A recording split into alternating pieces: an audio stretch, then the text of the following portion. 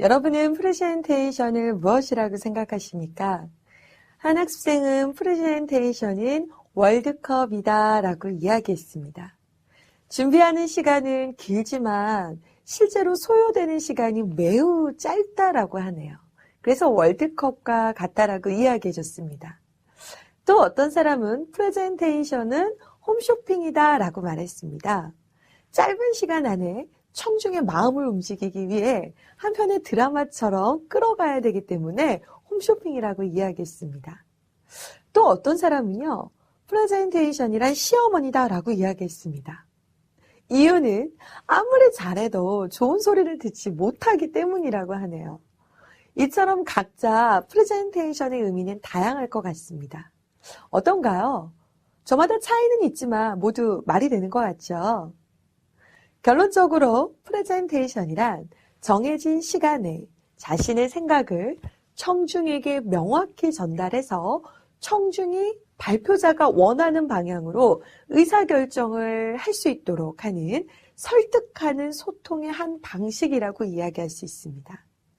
그렇기 때문에 프레젠테이션에서는요, 발표를 듣는 청중, 자신의 생각을 전달하는 발표자, 그리고 발표에서 전달하고자 하는 이 메시지, 이 세 가지가 매우 중요하다고 볼 수 있습니다. 프레젠테이션의 3P 분석의 첫 번째, purpose, 무엇을 말하는가입니다. 프레젠테이션의 목적 파악을 이야기하는데요. 이것은 운전하고 있는 여러분의 차가 어느 방향으로 갈 수 있을 것인가에 대한 방향을 정하는 것과 다름없습니다.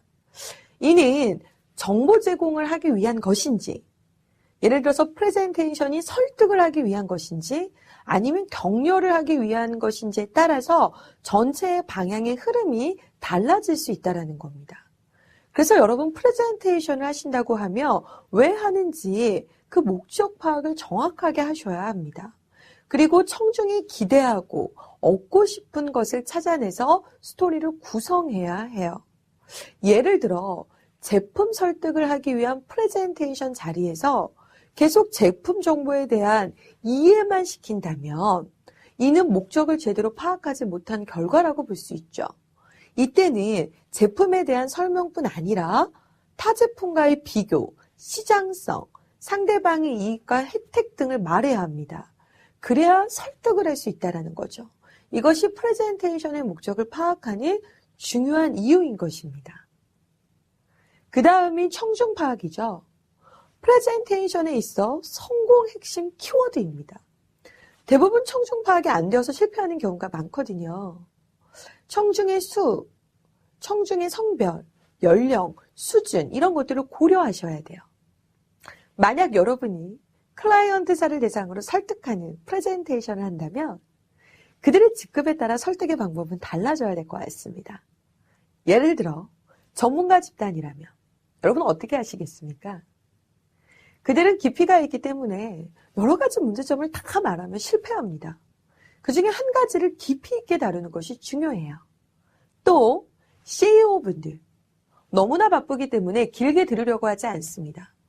또한 직관력이 매우 뛰어난 분들이거든요. 어떻게 해야 될까요? 간결하게 핵심 위주로 끌고 가야 합니다. 하지만 우리는 대리나 과장 이런 실무진들을 대상으로 프레젠테이션을 할 경우가 많죠. 이럴 때는요. 아주 재미있게 해주셔야 됩니다. 흥미를 줘야 돼요. 웃게 하거나 감동을 주는 것이 포인트입니다. 이처럼 청중을 파악하는 것은 프레젠테이션의 80%를 차지한다고 해도 과언이 아닙니다. 그럼 장소 파악에서 기억해야 할 것은 무엇인가요?